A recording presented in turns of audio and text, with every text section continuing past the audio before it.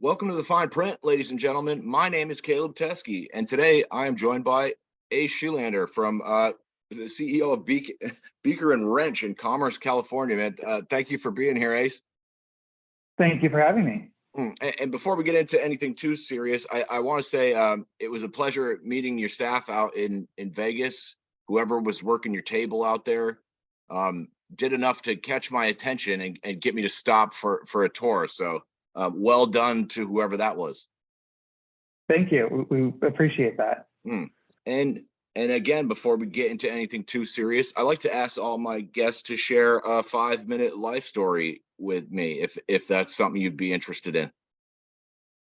For sure. I don't know if I can do 5 minutes, but born and raised in San Mateo, Bay Area, California. Always liked mechanical things, did little robot competitions in high school. Went to UC Davis for mechanical engineering. Built race cars there. That was fun. And then basically did product design in the Bay Area for near enough 10 years, designing tire inflation systems and underwater camera robots and breast pumps and motorcycle helmets, all of the above. So basically my job, I worked at a consulting agency that people would put their thing on Kickstarter, right? Vaporware, as much as we would call it, because it literally didn't exist. And then they'd be like, all right, I raised $1 million. Make this, please. And not everyone was that bad. Let's be real. Like some people actually had engineering teams and they're just trying to nail down their production or run, just add a few more features, right? And other people actually did try to make us make vaporware, which is fine. Anyway, I met Lily Bell, the co-founder of Beaker and Wrench, about 7 years ago now. And she was running a white film system at the first locally licensed lab in California, and was like, hey, this valve sucks. Useless. I have to watch it every hour of every day and keep adjusting it. And I'm like, there should be a pump there. That shouldn't be a valve. But there's no pump that I was confident in that could handle, exactly how gooey and sticky cannabis oil is. And you have to handle that through a pump. So I ended up making one from scratch. And it tripled the output of that machine. We could run it overnight. You didn't have to watch it every hour of every day. You could leave it alone. Huge game changer for that machine. And so for the first year and a half of the company, that's all we did was that one accessory was hey, make your machine better. This is what you need. And during that time, we built a couple machines for ourselves and realized hey, we shouldn't be making one accessory. We should be making a complete system that solves this whole list of problems. And that's really where we got started making white films. And since then, it's just been hey, found another issue, fix it. Found another issue, fix it. Make it easier to install, make it easier to maintain. Until today, where we have a 6-inch system, which is just so polished and easy to use, and 12-inch systems and a brand new solvent recovery, which uses 1/5 the electricity of a falling film. So we just find problems that other operators that we've experienced and try to solve all that. Beautiful.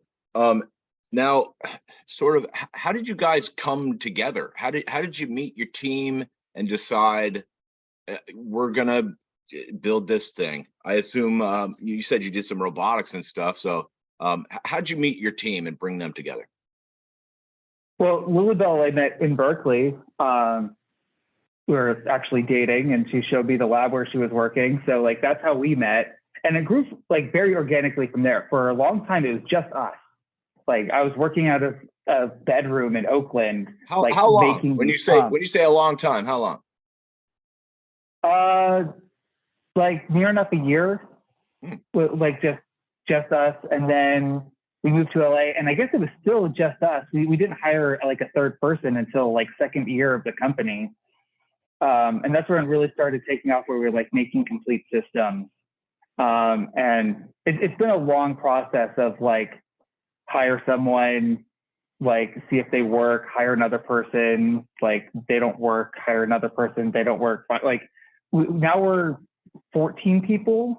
And it's just been like a log, like it's not easy to find good people. Like we're very particular about that. We haven't grown quickly. We didn't just go like hire 10 people at once. It's one at a time, maybe two at a time. Like we need to fill this position right now. This is what we need. Let's take our time, find a good person for this. So I want to ask you, basically, I'm going to rifle right through your website here. In terms of the tabs on the top, and the first one was the wiped film, which is, and I'm not particularly adept with extractions or any of these processes. You know, the first dab I took was in 2010, and I didn't take another one for 2 years because that one killed me. But these are all kind of new ideas to me, even though I have kind of a science background. But watching all this new technology emerge is crazy. And wiped film, I was hoping you'd just walk us through your website here, and we'll go right down the tabs. For sure. White films are bread and butter. Like that's what we've been doing since day one, is upgrading, improving, making white film distillation systems.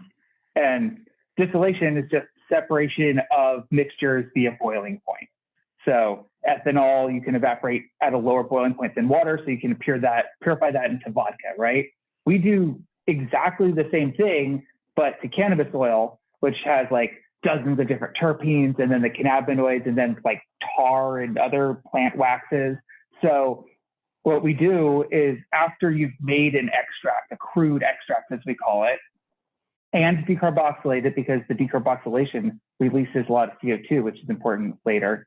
Yeah, that's two down the list. Yeah. So yeah, distillation is usually one of the last steps of the oil making process, where first we'll run it through a system to distill the terpenes, right? We evaporate the terpenes, condense those. They sometimes, depending on the quality of the plant, they can smell awful, like shoes or fish or horseradish. And sometimes it smells amazing because like it's the distilled plant smell. Like that is the plant smell. It's so strong. But after you distill all those off, now the lightest component is cannabinoids. And cannabinoids aren't a lightweight molecule by any means. So that's why we have to heat it to like 180 Celsius under a very, very deep vacuum, as low as 1/1,000,000th of an atmosphere. And under those conditions, you can get the cannabinoids to evaporate. We condense those, and that we can get cannabinoid concentrations in 95, 97, 98%. That's a good percent there. Yes, yes. And that's total cannabinoids, because all the cannabinoids are very similar molecular weight, so they don't separate particularly well in distillation, but the total cannabinoid concentration is very, very high. And what's great about it is it takes medium or even low quality product, like plant material, and turns it into this very pure oil. All the smells, good and bad, have been removed. If you had good smells, you can add them back in.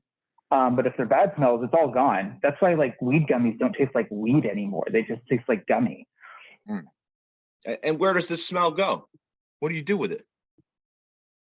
Does that come out in, does that come out in like the waste stream, or how do you distill that out of there? It depends on the processor. Like the terpenes, those are the plant smell, right? They will burn your nose with grass, like whatever the plant smelled like going in. It's that concentrated into like the essence of weed smell. And all these labs will smell like you'll come out reeking like that just right from mere proximity. And yeah, sometimes it is a waste stream, because especially for lower quality plant, whatever, you just flush it. But if you have a high quality plant, that's the flavor. That is what you would sell. That's honestly worth more themselves, is that flavor, so that you can flavor 1,000 carts with like 1 gram. Interesting. I'm so dumb when it comes to the concentrates and the whole process. It's just like, it's kind of been a whole new world for me to learn about. And it's kind of, I like to think I'm a smart guy, but I've had a lot of, especially people in the manufacturing world, just talk to me, and I feel dumb. Well, the fact is there's dozens of right ways to do it, right? You don't have to do an alcohol extract and then go straight to solvent recovery, then decarb, then distill, right? You can butane extract, and that could be a final product as is, or you can distill that. It's very common to like take like a butane extract, which usually preserves the flavors a little bit better, distill off those flavors. Those are like what you sell as like natural cannabis terpenes. And then you have cannabinoid oil that's also a product of that. So you can do, after you do your extract, you have different flavors of crude, as it were, kind of literally, and then you can process that, divide that up however you want with distillation. And then you make wiped film evaporator consumables. Oh yeah. Okay, so going back to what a white film actually is, right? It's a distillation process, uses heat and vacuum to cause stuff to evaporate, but it's called a white film because instead of having just a pot and you're heating it and boiling it for hours at a time, you have a cylinder and you wipe it onto the inside of that cylinder. And as it falls down the cylinder, some of the stuff evaporates, some of the stuff stays behind. And there's an internal condenser so that the condensing surface is right next to the evaporator surface. So it's a shorter path than what people call short path. And your distillate comes out one side and your residue, what didn't evaporate, comes out the other side. And it's a continuous process. So like our 6-inch system will get 4 liters an hour. Whereas like pot still, like, hey, you could totally hit 4 liters an hour with a 10-liter still, but you're only going to hit it for about 2 hours out of a 10-hour day. Whereas ours will just do that every hour of the entire day. So it's a higher volume process. It's not fundamentally different. It's still evaporation and condensation, but there's a lot more features, a lot more volume of production that comes out of it. And then the accessories are like the pumps, right? That was the original challenge we solved, was handling this viscous honey, peanut butter, thick viscosity oil, which not most pumps just can't handle.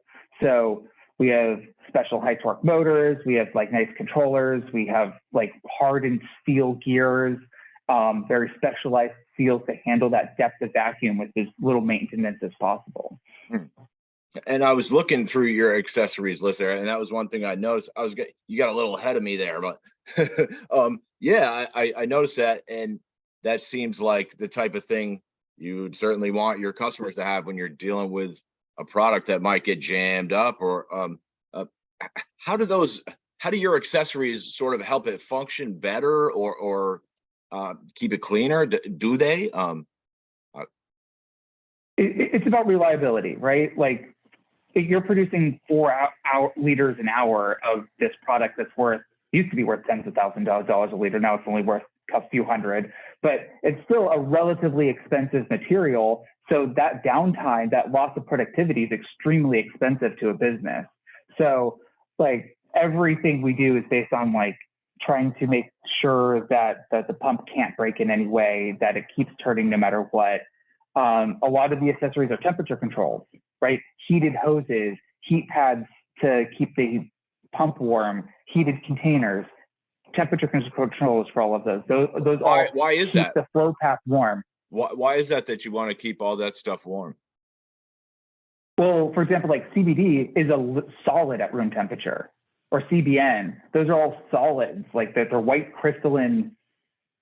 They're not oil. They're solid. You can't pump a solid through a hose no matter what you do. So you have to melt that down. So most of everything's heated to like between like 60 and 100 degrees Celsius, so like near enough boiling. And so you have to have insulated hoses, heated heat pads attached to every surface that the oil contacts. Otherwise, even if it doesn't solidify, it'll get so viscous. I've seen what comes out of the residue side. It's tar. It's like there's tars in the plant. That's where tar comes from. And if you remove all the cannabinoids, as thick as cannabinoids are, they were causing that stuff to be a liquid at all. And it comes out and it solidifies into something that will shatter like glass if you drop it on the table. And you have to heat it just to make it flow. Like it's not even honey anymore. It's like molasses, or like it's really gooey, awful stuff. So I'm gonna I know some of that was a little bit of patented technology, so I won't probe you too much on that. But your guy was like, it's a black box. Some of it's or trademark. I don't know. Well, there's only a few things that we've patented, like our like sintered tech mesh baffle, which increases purity. That's like that goes into whole like distillation science. Most of what we do isn't so much patented or trade secret. It's just a lot of little things done right. It's like the right choice of seal, the right choice of gears. Like when you think of stainless steel, do you think that's a hard metal? It's not. Yeah, don't ask me your questions. They're like 316 stainless steel. Surgical stainless steel sounds all fancy, but if you make a gear pump out of that, it will destroy itself in a matter of seconds. You have to use a different alloy that you can make 2 or 3 times harder and stronger than ordinary stainless. Where do you guys do you guys do your manufacturing there? Do you have a shop there? Who does the design work for your components, and where do you manufacture them? So our facilities in Commerce, we build basically everything here. Obviously, we have suppliers that we get various parts from, Sure. But we do all the design here. Me and my principal engineer, Robert, and like we do all the designs, we do all the assembly, we do all the electrical work, we do all the quality control. And then, yeah, we get parts from everywhere, like Germany and South America and China. Like we just find the best parts that we can to make our system. And then we do the design, we do the integration in Los Angeles. Cool. I like that. What about so we did the white, here's one, something about NRTL certification that I was reading about.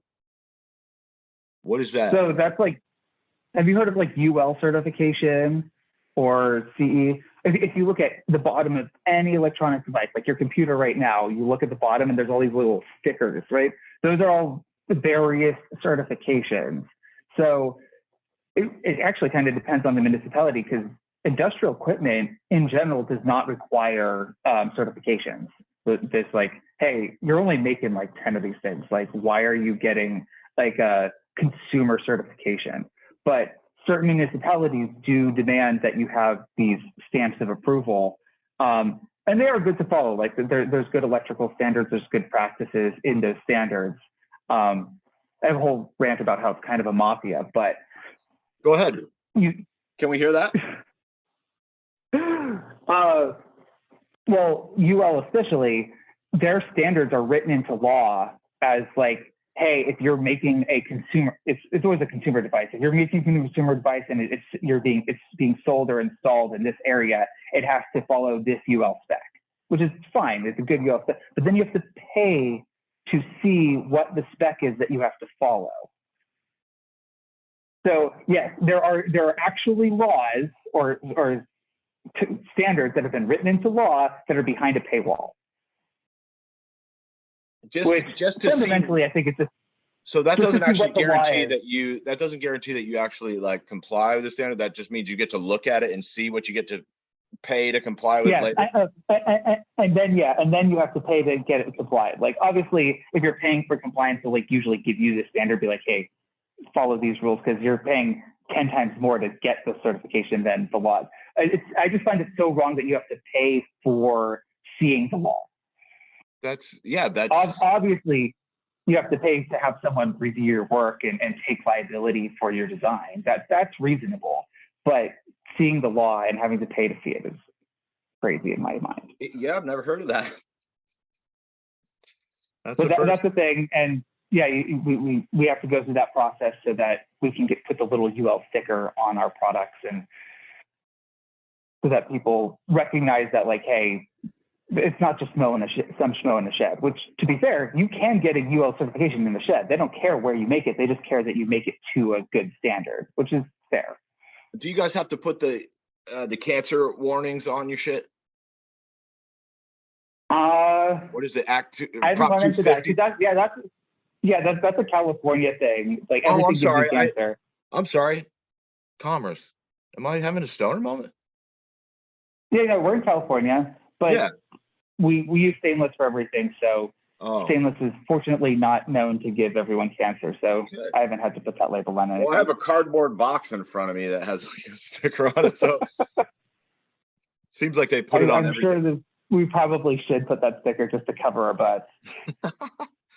All right. Well, the solvent recovery seemed like your big sell, and that's what they grabbed us with at the convention. And I was reading your website about efficiency and things like that, which is something I never really thought of. I'm really hoping that you'll just dive into that, because that's something a couple people out here in Vermont have asked me to pick your brain about. I would love to. So the solvent recovery system is something I've been working on for about 2 years now. And solvent recovery is usually the step after you've sort of brought the plant into contact with the solvent, you've dissolved your cannabinoids into, in this case, ethanol or methanol or pentane, whatever your solvent is. And the most energy intensive process in the entire thing is evaporating that solvent off. When you boil water, it takes a lot of energy to boil water to cause it to turn into steam. Solvents require somewhat less energy, but it's still an order of magnitude more than any other part of the process. And so using electricity typically to put all the energy in to evaporate it, and then more electricity to cool that vapor off and recondense it so that you can reuse the ethanol or pentane or whatever, uses sometimes all of the building's electricity. People will max out the entire surface of the building trying to evaporate as much solvent as possible. And what we invented was a heat pump system. And heat pumps, literally an air conditioning system.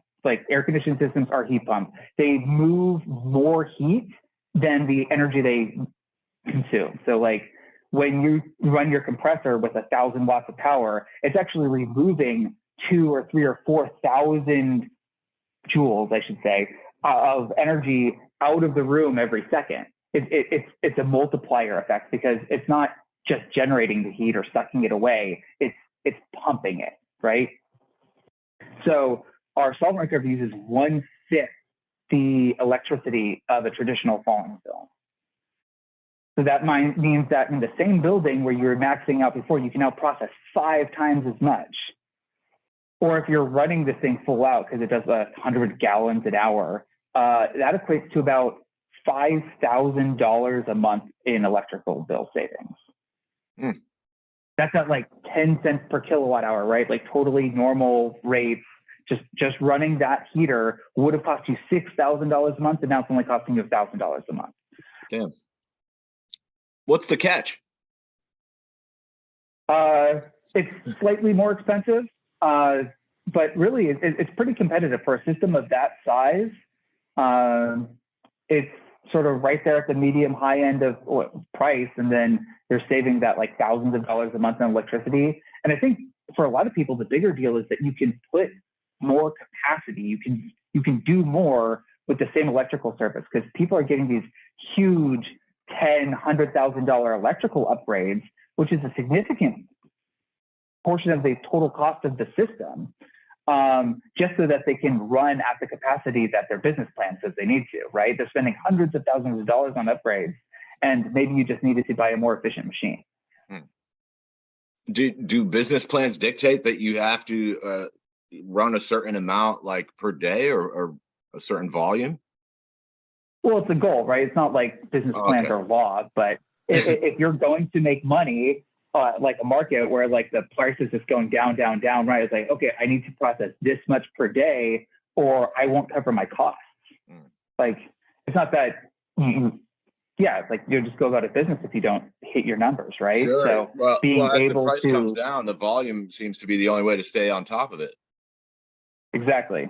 So that's why I designed the system to be a little bit big. I kind of wish I designed a smaller system, because there's only a handful of people that need 100 gallons an hour of solvent recovery. There's some people that need even more, but it's a pretty small market at that scale. So I am working. The next thing I'm going to make is a smaller version that's a little more accessible, so that you don't have to have literally thousands of pounds of plant material per day to extract in order to make it worthwhile.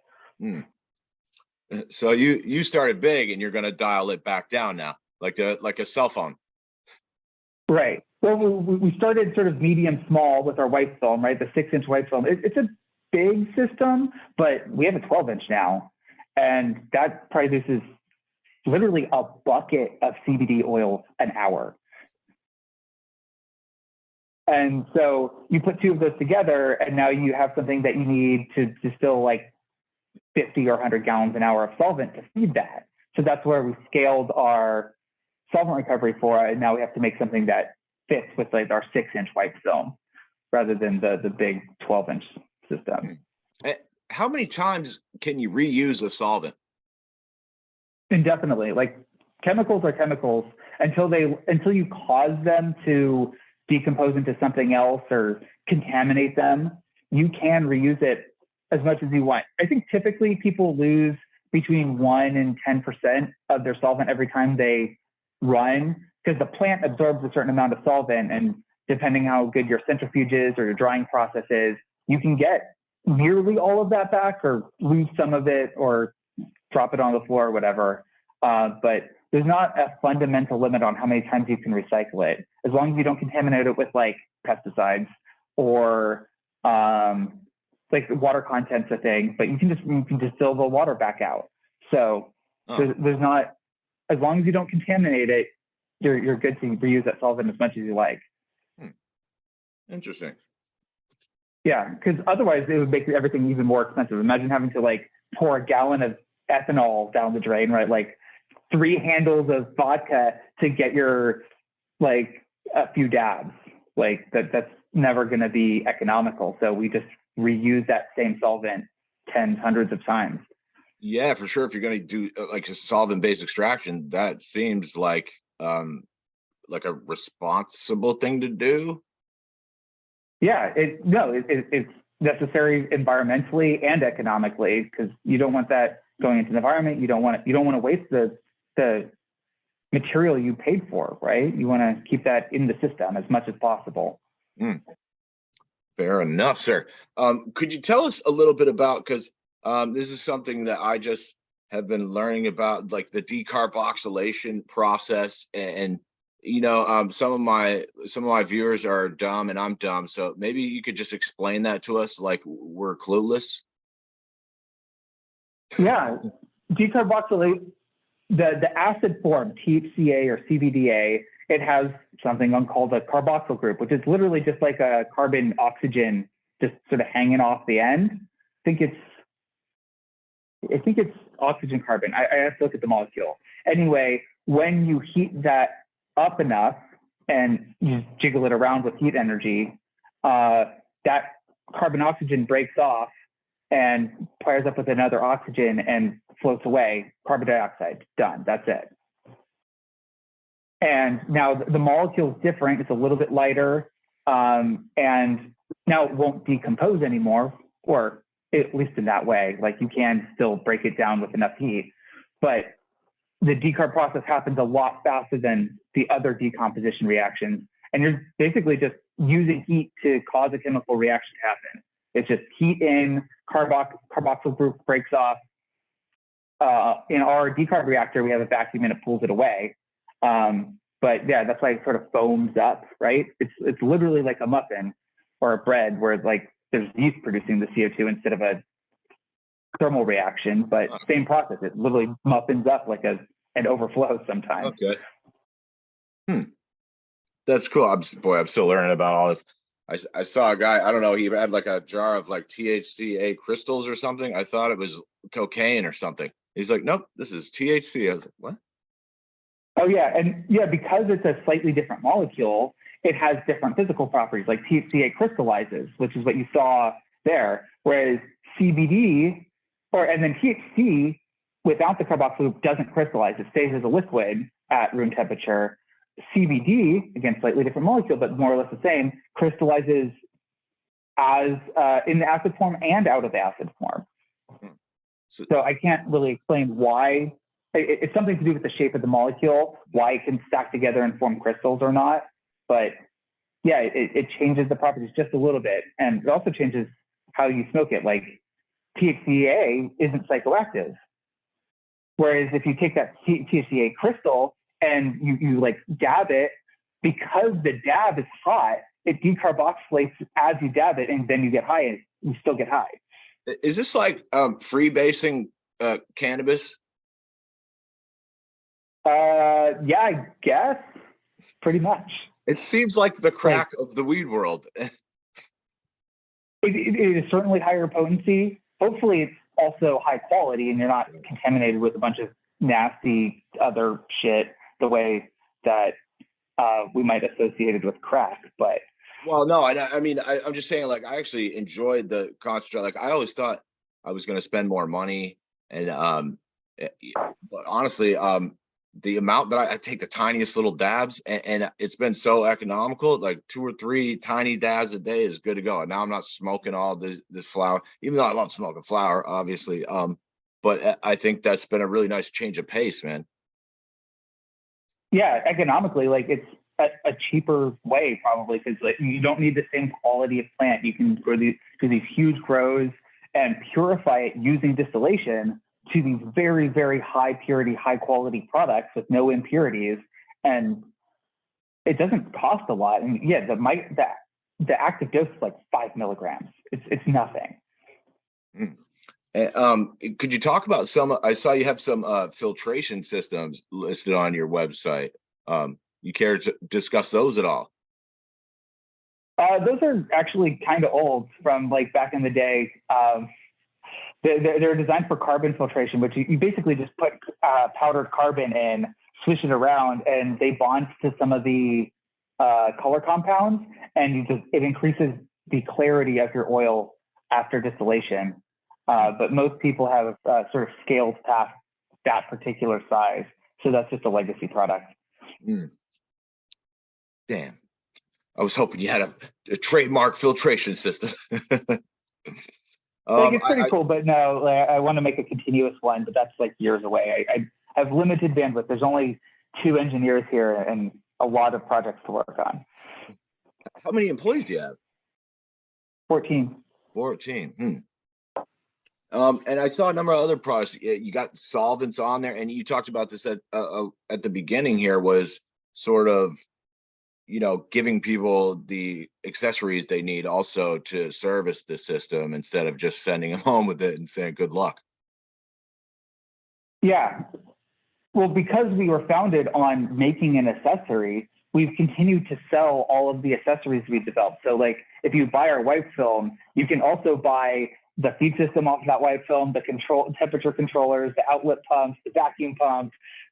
Like everything off the wipe film you could buy individually if you want to upgrade your system. We just sell it as a whole package that's pre-made, installed. Like it just saves so much time to buy it as a set, but not everyone has the money to buy a whole new wipe film, so they can upgrade what they got.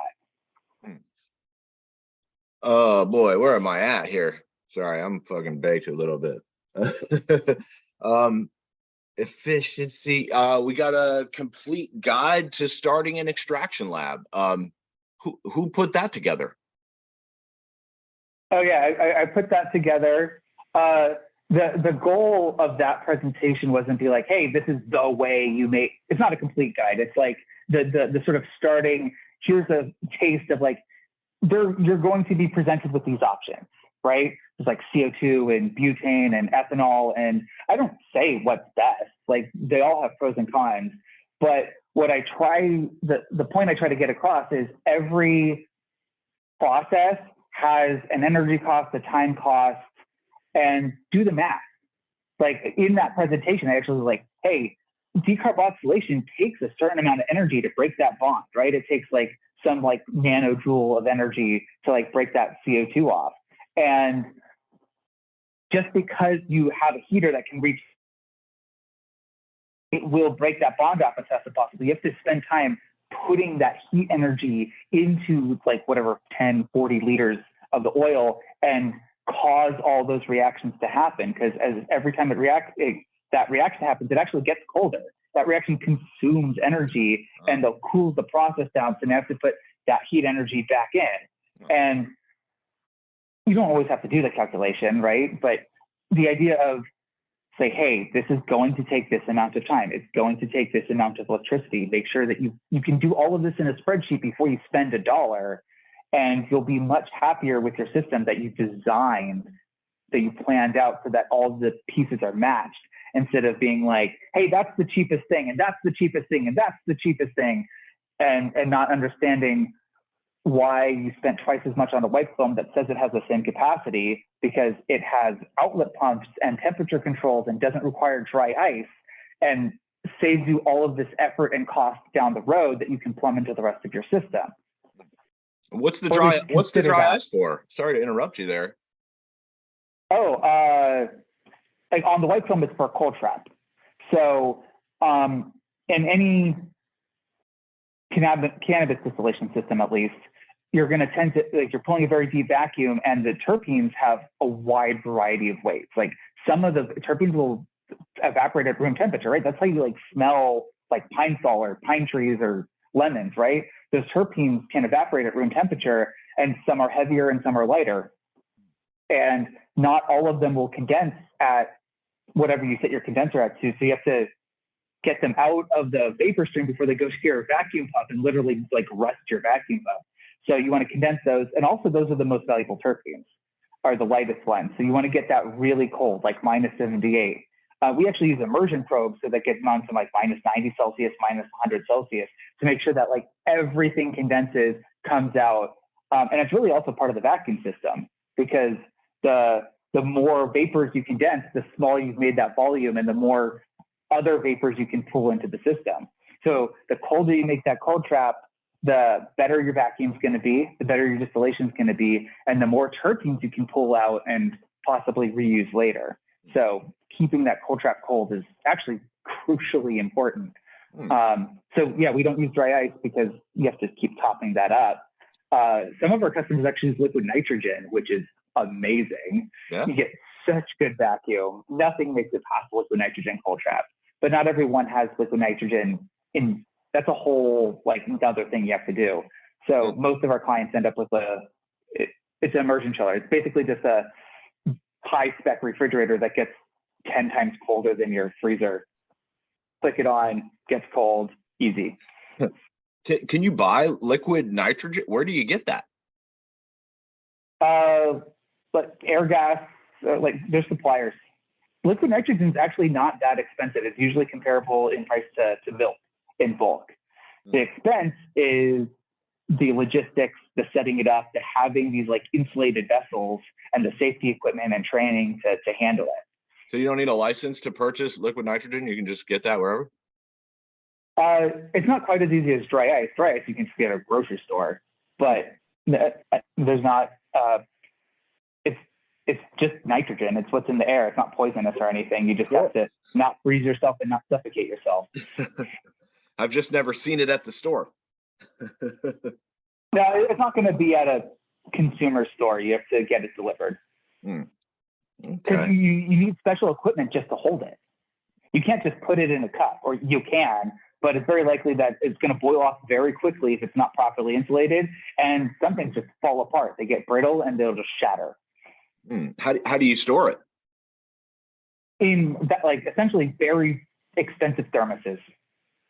But like the tanks get, like you can get little small ones that'll fit on a table that you can pour by hand, and some people get towers, like literal like insulated tanker trucks full of this like just basically liquefied air. It's a whole industry.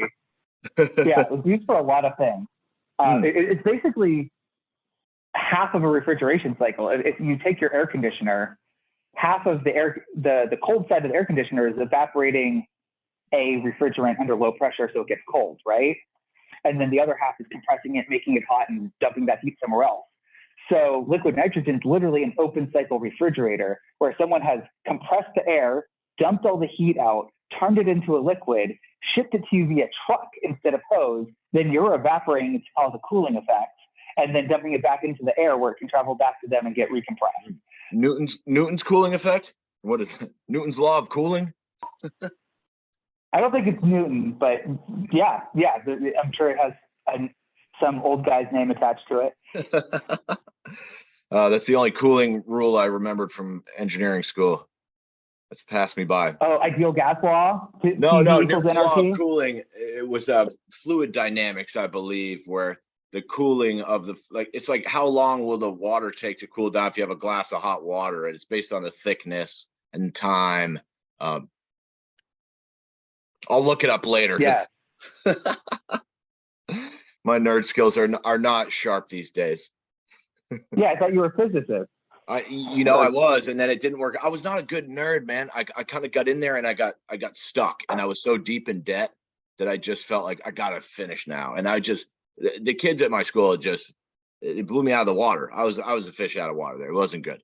But I did make it through, and I made some great friends. But in terms of boy, I was just outclassed there. Kids are so smart. It makes me feel dumb, and then it's like, oof, I should get to bartending. Yeah. My dad was actually going to get a physics degree back in his day, right? And then he gets to his senior year. So, and what do physicists do after you graduate? Oh, you go to grad school. And he didn't have any money. So he was like, systems engineer. Yeah. Or you teach something. Yeah. So, yeah, not the best long-term play for I didn't have a plan. They shouldn't let 18-year-olds make important decisions like that. I was a disaster when I was 18. It's still kind of like that. I saw you guys. I was curious about most of the people I've been interviewing are actually like plant touching companies. You guys don't actually touch any plants. Like, are you subject to any of the cannabis regulations in various states, or do you just bring your gear and let them deal with it? So we're not subject to any of the regulations, right? Like industrial equipment has remarkably few regulations. Like if your thing can be sold to a person and you don't get sued for like breaking, you can do whatever you want. But our customers are. So they're they have fire marshals that are like, oh, is this NRTL listed? And they have like the class 6 and class 7 licenses, right? Like they're handling all the solvents. So we don't need a class 6 license to make a machine, but whoever's operating it, who's ever dealing with hundreds of gallons of flammable substance, they need licenses. And as the equipment provider, we need to make it as easy as possible for our equipment to get listed and as part of that license. So it's tangential, right? We're touching a lot of regulations, but we're not directly subject to it. Our job is just to make it as easy as possible for those who are subject to get it signed off. Okay. Well, that must be nice, because some of these regulations just, oof. I'm glad I'm not dealing with them. Let's see. And every state's different. Every city is different. Every fire marshal is different. Like depends on who you get assigned to your case, whether like sign off or not. It's really sort of like the Wild West, but there's a lot of sheriffs that are they're not asking for money. They're just trying to do what's like right and safe. But because it's such a new industry, there's a lack of consistency. And then they switch them up like every couple of years, and you get a new guy, and then a new guy, and a new guy. Right, or new rules changed, just top down. Like, hey, you have to do it this way now. Yeah, right. And it's really hard for the producers to keep up. And I see a lot of these new sort of like energy efficiency initiatives. Being in Vermont, they have this thing like, oh, if you in your business plan, it's like you have to have a plan over the next whatever it is 3 or 5 years to make your consume this much less energy or that much less energy, which I think is kind of a hard rule to set, because we don't know what's going to look like in a year. But I like the idea, but it seems super difficult, especially for people making equipment. Right, or someone who's scaling a process. Like, how are you going to use half as much energy when you're trying to produce 3 times as much stuff? It's like, I can't just, in one case, our solvent recovery, you can make it 5 times more energy efficient. But in most cases, you can't just say, I'm going to save 80% of my electrical bill. Like it's a really special I thing haven't that done we in were 2 able to years, pull man. off with that. Yeah. That seems like, yeah. And I've seen situations, I believe in Europe where, it's like, oh, we had like a business, and then they put this mandate in where they said, oh, and then by this time, this year, you've got to have, all energy efficient appliances. And then it comes time to upgrade. It's like, oh, $100,000. And people are like, dude, I don't have $100,000. Yeah, Europe, Canada, like the GMP standards are very strict. Like I haven't run into the energy efficiency stuff, but like the tracking on like materials qualifications, what's touching what, like IQ, OQ, PQ, which like you don't even have to know what that is. It's like there's just a lot of extra documentation that goes into it. It's actually never really been an issue for us. Like we just make everything to a high standard. We do a lot of testing. So we just like, oh, you need that document here. And it's pretty easy, but it is a lot of extra paperwork. In the US, it's just like, oh, you have a piece of aluminum, cool, don't poison people. In Europe, it's like, how are you not poisoning people? What are you not poisoning people with? Like it's so much extra. You're right. It seems backwards. Like in Europe, it seems like you have to prove that a product is safe before you can put it on the market. In America, it seems like you can put it on the market, and then if someone wants to say it's not safe, then the burden of proof is on them. Right. Like, yeah. And there's pros and cons to each. I'm not going to comment on political statements, but yeah, sure. I didn't mean to drag you into that one. It is a very different environment, and I guess I'm kind of glad I'm in the U.S. Do you have any gear running in different countries? Oh yeah, a bunch of systems in Canada, one in Romania, a couple in South America. So we're trying to go more international presence, but America's pretty far ahead of the game, or at least California is, in terms of like developing the market and putting everything out there. Like we have stuff all across the country now, but yeah, it's just a different market, and we haven't advertised out there as much. What's going on in Romania? Big CBD operation. Huge. Oh, cool. All right. Yeah. That's the first I've heard. I talked to another manufacturer over in Vegas. They say they sold something to the Greek government. Very cool. I didn't know they were getting in on the game. Yeah, like the Romanian system's been in operation for a couple of years now, whereas like Europe's really just starting to get on the bandwagon. So I expect to see a lot more projects out there coming soon. Me too. I've been reading stories popping up in my news, so it's just spreading out quickly here. What was the other? I got. Oh, you got. This is my last two I got for you here, and that's all I got. I see on your website that you've offered some financing for some of your equipment.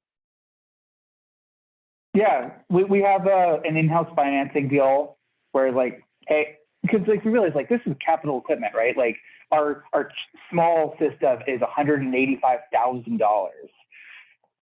So even though the ROI, like the return on investment is very fast if you can feed the machine, but it's still a lot to put out. So we have a deal where with good credit, with and the right paperwork, right, you can only put down half the machine and pay the rest over a year. And that makes it just a little bit easier for especially startups to afford those big capital costs. Can I ask you how you go about getting something like that set up on a website? Like, do you call it? You're like, hey, we're going to call this company, and they put it on your site. Like, well, on the website, it's actually done through like a company that does website financing, where you like I had the name. Yeah, I should be Resolve. Yeah. So Resolve is just a plugin, like on our website. Like that's not like we had to integrate it with our website, but that's not on us. We don't have to do any banking or weird stuff or like hold that much cash. Like they just pay us as if it was bought, and they're handling the payments. It's pretty cool.